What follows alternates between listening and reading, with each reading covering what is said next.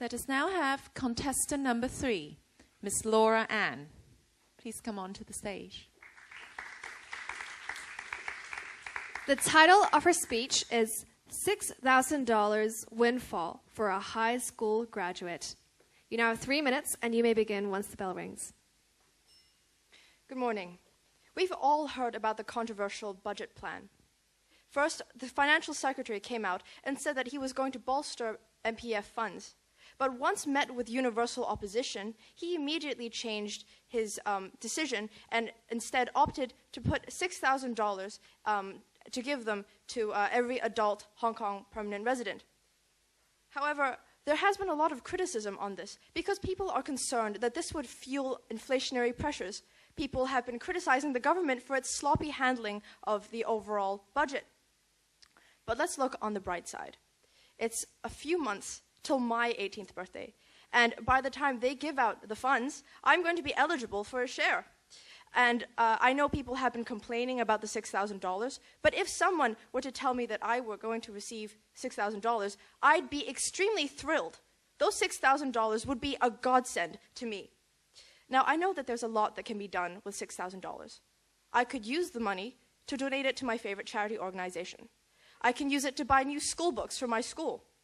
I could buy cat food and feed all the poor stray animals in Hong Kong's back alleys. But as stressed again and again in the junior division, people in Hong Kong are selfish. And I, as probably the same thing with most people here, I'd probably spend the money on myself. Now, if I were as beautiful as my mother in the audience over there, I might go and buy some nice clothes for myself. But unfortunately, I'm not.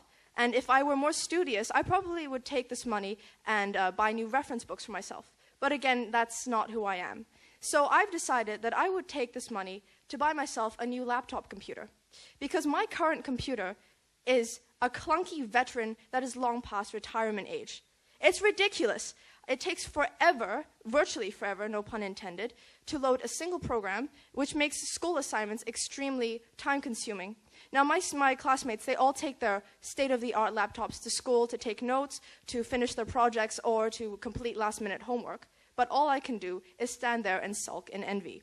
The problem is, my computer still works, despite all its problems, which makes me feel very bad about asking my family to buy me a new one. But with this $6,000, I could go get it myself, and my problems are all solved. So today, I would like to take the opportunity to thank the Hong Kong government for this unexpected gain, and I'm sure that I would use it very, very wisely. Thank you. Thank you, Ms. Ann. Mr. Seaton will now ask you a question related to your speech. Ms. Ann, thank you very much. I'm sure the Hong Kong government will be very grateful for your comments. You said very clearly what you would do if you were given, or when you're given the $6,000. Of course, the financial secretary's problem was a bit different in that he had some $40 billion to spend. If you were the financial secretary, what would you have spent the $40 billion on? That's a very interesting question. I guess if I were the financial secretary, I think what he's doing is actually a good thing because this money does belong to the taxpayers because it comes from the taxpayers. So if I were the financial secretary, I would probably do the same thing and give it back to the public. Thank you. Okay, thank you. Second question from Ms. Anstus. Pseudo-models have become a huge part of Hong Kong culture, especially among young people. Do you think that secondary school students should be taking up part-time jobs as pseudo-models, and why or why not? I feel that they have a choice to become pseudo-models. It's not a question of should or should not. It's more should they have the opportunity to do this. There's nothing wrong with being a pseudo-model.